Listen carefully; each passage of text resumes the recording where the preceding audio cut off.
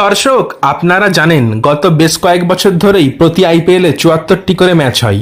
এমনকি 10টি দল হওয়ার পরেও ম্যাচের সংখ্যা বাড়ানো হয়নি। তবে সেটা এবার বদলাতে পারে।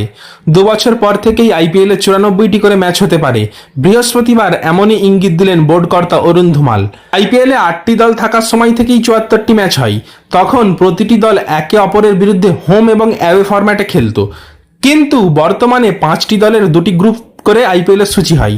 প্রতিটি দল 5টি দলের বিরুদ্ধে 2টি করে এবং 4টি দলের বিরুদ্ধে 1টি করে ম্যাচ খেলে। সেটি হয়তো বদলাতে চলেছে। 94টি ম্যাচ হলে 10টি দলই একে অপরের বিরুদ্ধে 2টি করে ম্যাচ খেলতে পারবে। ধুমাল বলেছেন, আমাদের হাতে নির্দিষ্ট সংখ্যক দল রয়েছে, তবে মোট ম্যাচের সংখ্যা বাড়ানো যেতে পারে। এখনো পর্যন্ত দলের সংখ্যা বাড়ানোর পরিকল্পনা নেই। যদি সমান সংখ্যক হোম এবং অ্যাওয়ে ম্যাচ রাখতে হয় তাহলে 94টি করে ম্যাচ হবে। তবে আপনাদের জানিয়ে রাখি দর্শক, পুরোটাই নির্ভর করছে আইসিসির উপর। কারণ 2027 সালে আইসিসি পরবর্তী 4 বছরের সূচি প্রকাশ করার সময় আইপিএল এর জন্য কতদিন সময় রাখে সেদিকে নজর রয়েছে।